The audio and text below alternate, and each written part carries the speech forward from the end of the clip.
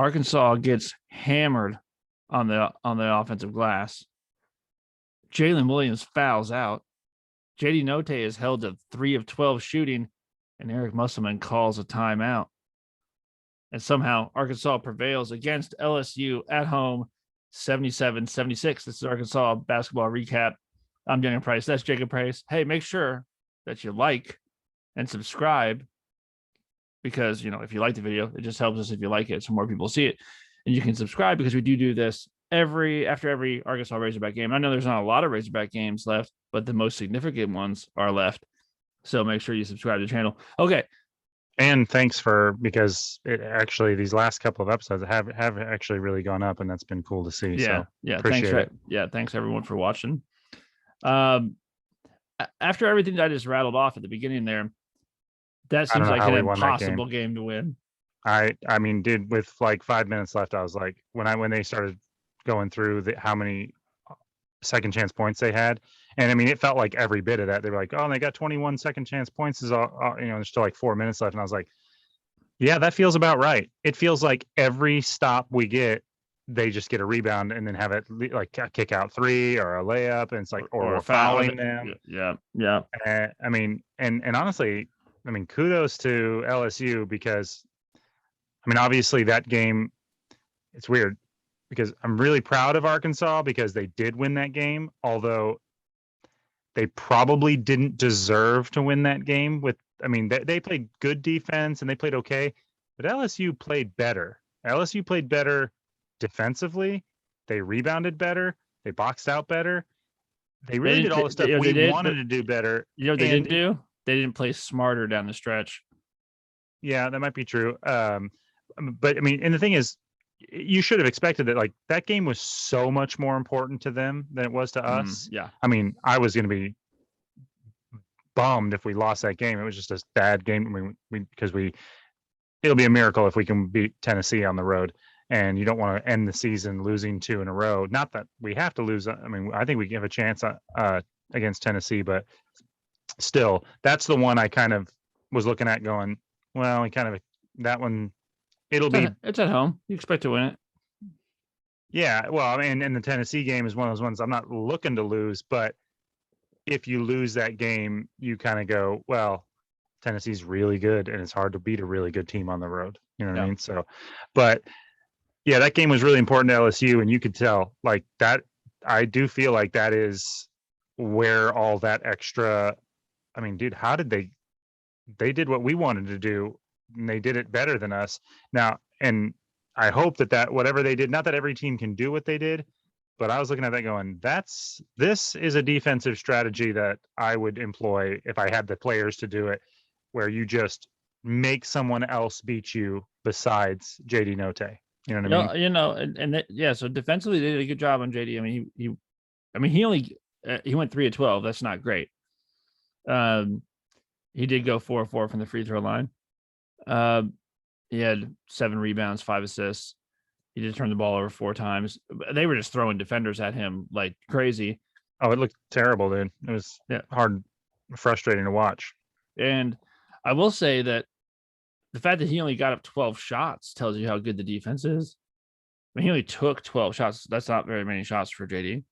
Mm-hmm. And so, I guess props on him. Like there was a couple. I mean, he took one particular 3 that you were like, well, okay, you're just trying to get something up at this point. But props to him for not just going crazy and just launching a bunch of garbage up. I mean, he took 12 shots. I mean, Amudo, he took 16. Jalen Williams took 11. He didn't lead the team in shots. That might be the first game that he's played, significant minutes that he hasn't led the team in shots attempt. I'd say it's a pretty good bet. Yeah. So I would think that there's 3 guys that you have to point out because they did take JD Note away. He still finished with 12 points because he will never, ever finish under, and he'll never finish in single digits. He refuses. So he still has 12 points. But, there's 3 guys that stepped up. One was Jalen Williams, which you expect. And I thought Jalen played well. I thought when he fouled out that we were in huge, huge trouble. Yeah, I thought it was over. Yeah. But Jalen Williams finishes with 10 rebounds, 19 points. He played great, stepped up. And then, Tony finished with 18 points, He stepped up, played good, and this was kind of a sneaky 18 points. I feel like too. Mm-hmm. And then I think you got to give player of the game to Stanley Mude. Finished with 23 points, 8 of 16, and it wasn't just that he led the team in scoring. That was nice. He also had 5 rebounds. It was when he made. I mean, he was just huge down the stretch, and he hit some really timely buckets.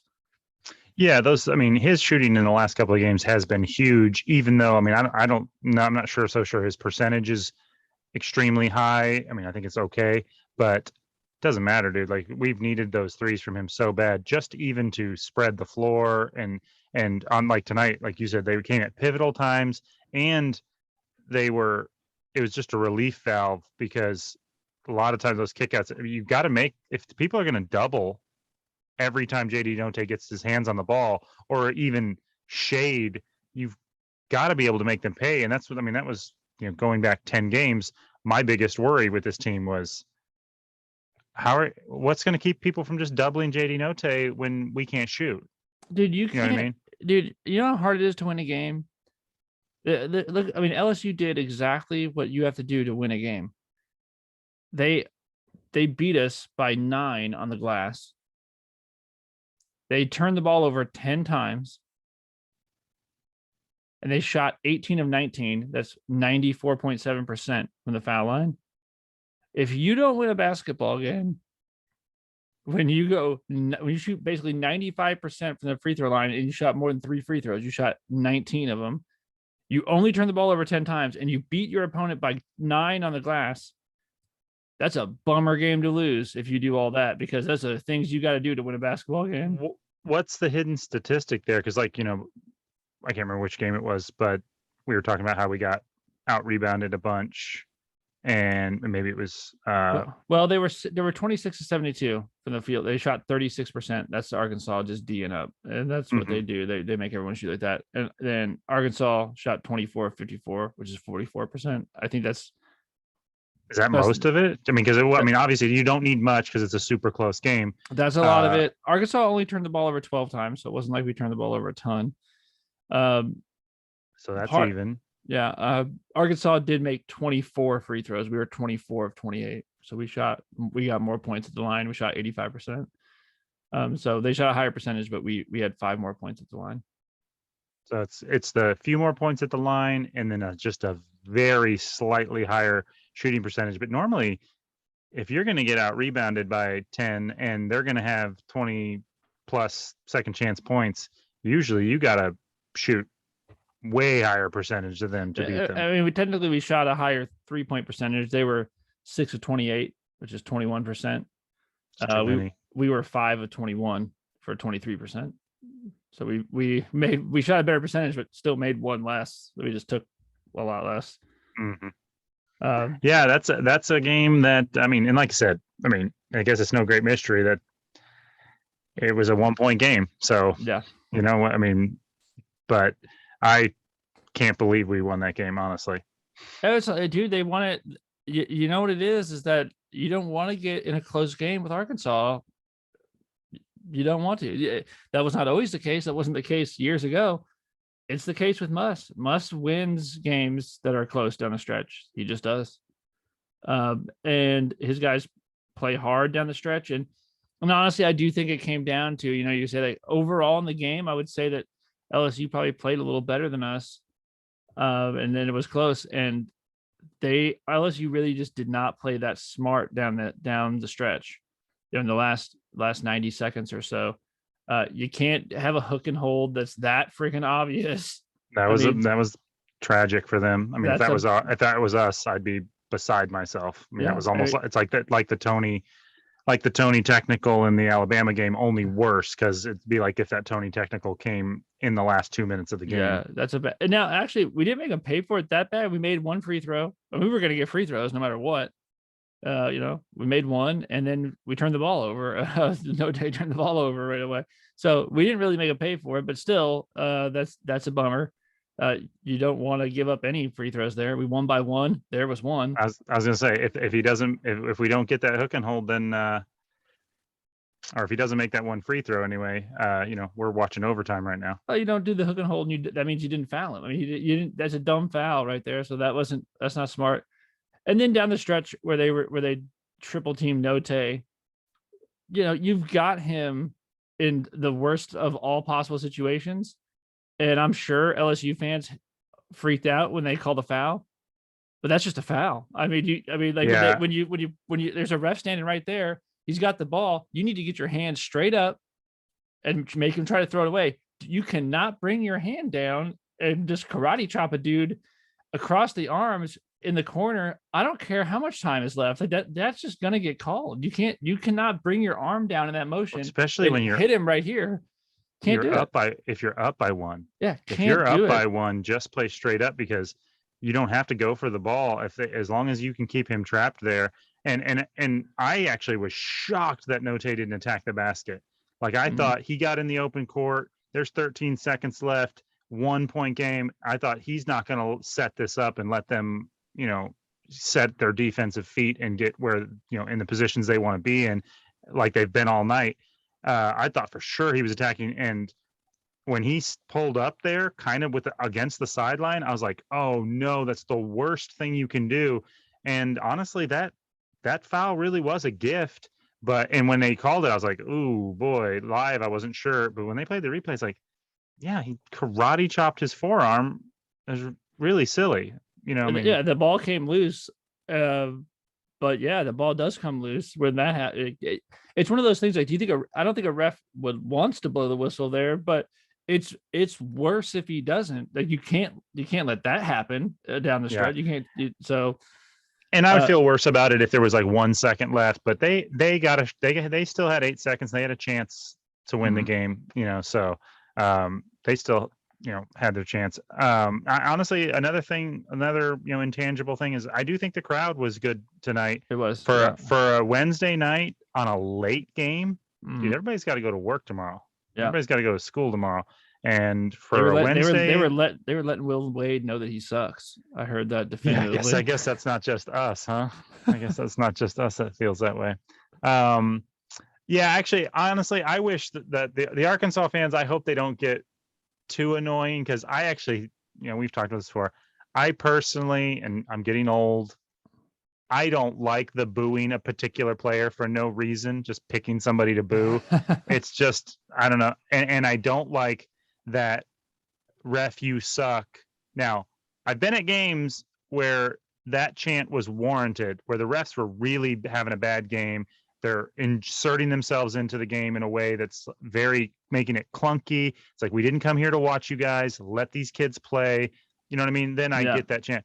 But there was one bad call. Like I actually felt like kind of like the announcers were saying, they gave Jalen definitely that one where he was sliding and they gave him the charge. Like, I definitely didn't think the calls weren't going our way. I didn't think they were biased, but it wasn't like they've been terrible. And then that call, I think it was probably right. And I just don't like when fans just start chanting refs, you suck, absolutely for no real reason. You know what I mean? And I don't want to be, I wouldn't want to be that annoying fan base either that no one can stomach. You know what I mean? But hey, it's better to be like a fan base that everyone hates than a fan base that isn't there. And I'd rather have that than what we saw at the Florida game, where Florida, that was a close game, and Florida's fans, I felt like, didn't contribute in the way they could have if they had really showed up for that. Now, I want the fans to be insane and loud. I don't want those players to be able to hear anything. I don't want you to be able to hear a whistle. I don't want you to hear anything. I don't know if you need. We've all done. Yeah, I mean, I want them to be freaking out and doing everything that they did in that last 2 minutes when it became a 2-point game. I think it was after Amude hit that three. The crowd was just. I mean, Will Wade called like 3 timeouts in the last 2 minutes. He's like he's like the complete opposite of Eric Musselman. Yeah, but you just want to be a smart fan base that has righteous indignation. You know what I mean? You want to be righteous with your it's just annoying when you just complain because you're biased. It's like, oh, that didn't go our way, and I'm going to complain and say that it's the ref's fault. It's like, no, I mean, the basketball gods, sometimes the ball doesn't bounce your way. And You don't want to be the guy that knows the ball went off of him, but says no. I mean, we've all played with that guy. You want to be the guy that no matter how intense the game is, no matter how chippy it is, when you know the ball went off of you, you go, it's off me, even if no one else could see it. You know what I mean? You like playing with that guy. You want to be righteous. So, Yeah.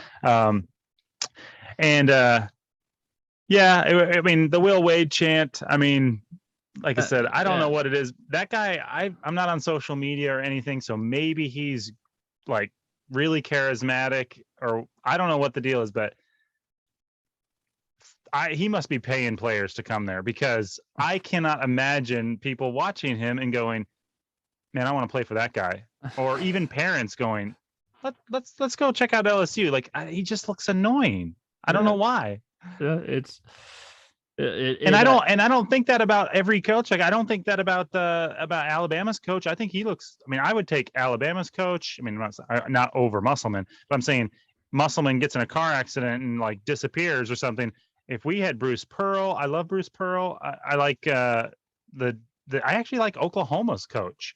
Like, there's lots of these guys that are fiery. It's not the same. Like, Will Wade's fiery, but why is it so annoying? I don't know. It is, though. It is. I think it's his wardrobe is ridiculous or something. I don't know. Well, he's definitely got to fix that body. I told you that he's got skinny man arms and like old heavy man's midsection. It's just weird. It just doesn't work for an athletic coach. That's a weird thing. Yeah. You can just be a fat coach. Just be a fat coach, because then no one cares. You know what I mean? But you can't have, I don't know, skinny fat coach. It's weird. You can't decide to be Mr. Potato Head. Yeah. Yeah. Anyway, that's too superficial, but yeah, there's something about him that is very off-putting to me personally, and I'm surprised that he's such a good coach, I guess, because LSU's been good. So yeah. Well, so how'd you like to be on the receiving end of an Eric Musselman timeout early in the second half? You're screaming at who was he? He looked over at Devo. I don't know what he said. I know he just missed 2 free throws. I hope it wasn't about that, because I mean, they almost went in, and you know, I don't know. I don't know if it was. I know he didn't love that shot that Note put up from 40 feet or whatever. I know it wouldn't have it, but I just know with a ton of arch too. Like, most of the time when you shoot it from 40 feet, you've got to push it a little bit.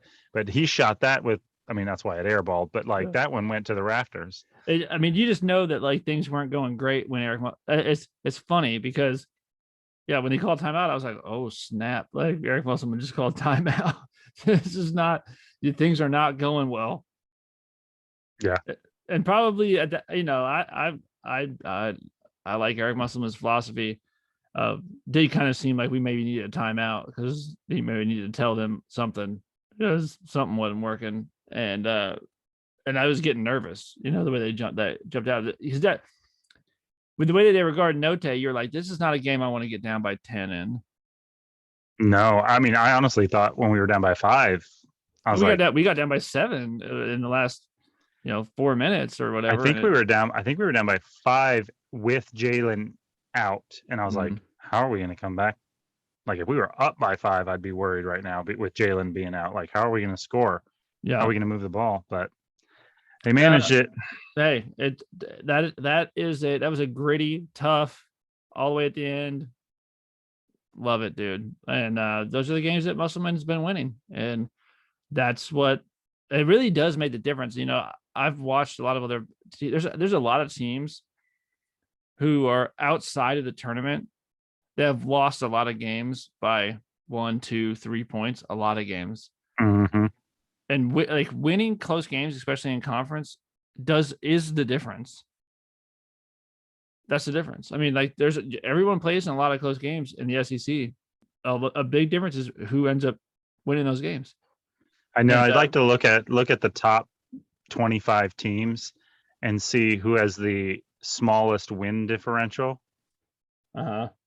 Because, I mean, I said this to you last weekend. I was like, with the exception of the Missouri game, and now honestly, I can hardly remember the non-conference schedule, like what the scores were. that far back, and it seems like a different team. But we weren't blowing a lot of teams out. I mean, we were winning maybe by like 8 points or something like that. But in conference, we've only had like one double-digit win, or maybe two. We did it to Missouri twice, and Missouri's not very good. yeah, and that's why South Carolina. But yeah, we've had a lot of close ones, man. Well, that's why I said, like, when Kentucky was coming in, and I actually said, I think we could win, and I think we're due for a big win, like one of those games, because it just happens sometimes in matchups where you, especially at home, where you get hot and the crowd gets into it, and you just bury a team with threes or something, and we just haven't had that really, except for against really weak competition. And I actually thought maybe tonight when we started, like right off the bat, I was like, oh, maybe this will be the game. Nope. Like they're all coming down. I mean, our conference win differential must be like 3.5 points, or something like that. Yeah, it's tight, dude. And but like I said, the difference between being like good and really good is winning close games. Oh yeah, like West Virginia, I know they've lost a ton of close games and have a terrible record now, but like Indiana's lost like 6 conference games by like less than 5 points, and right now aren't going to make the tournament. I think K-State's in that same position too. That's just rough. And and that is something about the coach, and for sure. And you get the right guy, and it's not luck. It's how you've coached them to respond at the end. And Muss is really good, even though he doesn't call timeouts and stuff. He's really good about what he's yelling from the bench, but I think just what he's prepared them to do. And I think they play so hard and they play so tough that they're positioned to win games on the stretch, because a lot of times a team that just plays a little tougher and a little harder wins that close game.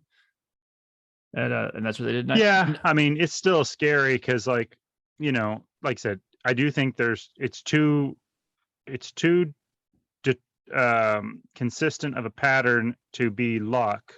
However, anytime you get down into the last minute and it's a single, 2 to 3 point game where it's a single score game, you're playing with fire, and you're going to get burnt sometimes. And right now it's not the end of the world, but you get into that tournament and you're flipping coins and hoping that you come out on top. And like I said, I like that whatever he's doing, he is good at winning close games. But man, it'd sure be nice to win one by 10. Yeah. When we get into the tournament, could we just be up by 10 with 5 minutes to go, and so it's not quite so stressful? Tell you what, though, everything's clicking at the right time, though. I mean, obviously Note didn't have a great night tonight because of defense, but he's coming off a 30-point game against Kentucky. Jalen Williams is playing out of his mind and he keeps getting better and better offensively. He did some stuff tonight offensively that I'm like, dude, I mean, if we're going to be doing this, then all right. Like, Jalen's just going to start taking bigger guys off the dribble. Is that what we're doing now? All right. He's gonna start doing that one hand soft shot floater thing. We're gonna start doing that. All right, like that's a great new option. If Amude is gonna shoot the ball, all right. I mean, like the guy, like everyone's kind of falling in the roles, and Tony, you just keep doing those hard cuts, baby. You just do that baseline cut all game long. Just be there. And so you gotta love it, dude. It looks so much better than it did, a month ago, and or maybe a little more than 6 weeks ago, and it looks like someone you don't want to play. That's what Arkansas looks like. That looks like a tough team to play, and it also looks like a team that should be ranked one spot higher than Tennessee, which I do not understand. I still don't understand that. I mean, honestly, are you guys just anticipating the loss on the road? I mean, if we lose to them on the road, fine, then you can have them ahead of us. But I don't understand, if you have the identical conference record and you have a better overall record and you beat them head to head, it's fine if they're 13 and 14. But how about you swap that? I don't understand it. I do not understand it. No, I don't understand it either. This is just me adding something to me wanting to really beat Tennessee on Saturday, because I'll know that there's no chance that they can possibly you'd have to be absolutely insane if you don't move them ahead of them. And because in a lot of brackets right now, Tennessee's a 3 seed and Arkansas is a 5 seed. And I don't understand. Not that I think Arkansas needs to be a 3 seed, but I just know that right now, again, if we lose on Saturday, then whatever. But right now, if you're projecting stuff, knock it off with having them 2 seeds higher than them. What is going on? Yeah, I don't get that at Even all. though Joe Lenardi has us as a 4 seed, which I like. I would love to be a 4 seed. I mean, I would love to be a 3 seed last year. Made that Elite 8 run, 3 seed. Can we get at that 3 line? Yeah. In fact, if we beat Tennessee on Saturday, if you want something to like just stack on the pressure and just be into this game, I think there's a very good chance, not a guarantee, but a very good chance that if we beat Tennessee at Tennessee Monday, when all the bracket projections are released, Arkansas will be a 3 seed. Yeah, I mean, and I wonder if we beat Tennessee, which I actually don't expect to, but we certainly could. I wonder, because your place will pretty much be, set, and I wonder how he'll handle the SEC tournament. Because I mean, for trophies, the SEC tournament's cool to hang a banner in there, but when you're as tight a rotation as Arkansas has, and the SEC tournament happens to be the very, very last tournament. I don't think it's so much about rest, because even if you went to if you play in the finals of the SEC tournament, you're playing on a Sunday, and the first round game isn't until Thursday. So I don't think it's a rest thing. It could be when you're that tight of rotation. Are you saying like, I don't want anyone getting hurt?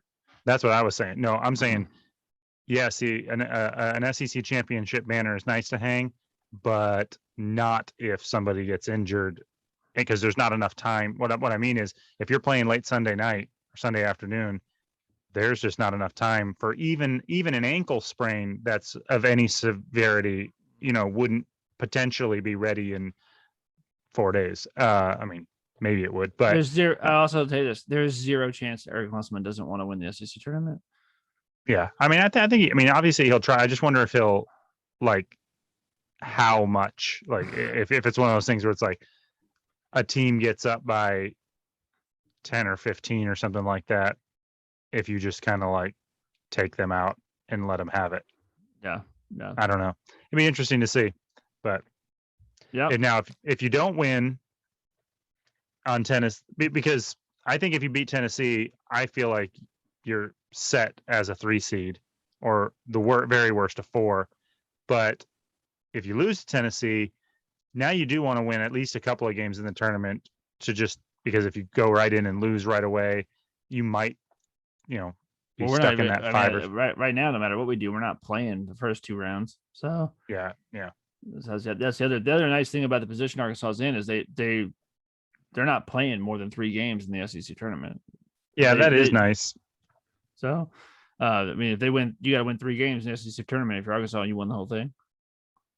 So that's just the way it sets up. But if we beat Tennessee, what's Auburn's record right now? Well, I think with Auburn winning tonight in overtime, I know they secured half the championship at least. Yeah, I don't think that you can overtake that. They're impossible to overtake. So they'd have to lose, and you'd have to win, and then. No, I'm saying if we win out, do we tie them, or is it only if they lose? Oh, right. Yeah. So who's their next opponent? Well, let's see.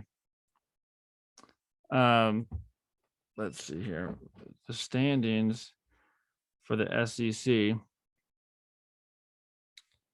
Auburn is 14-3. Arkansas is 13-4.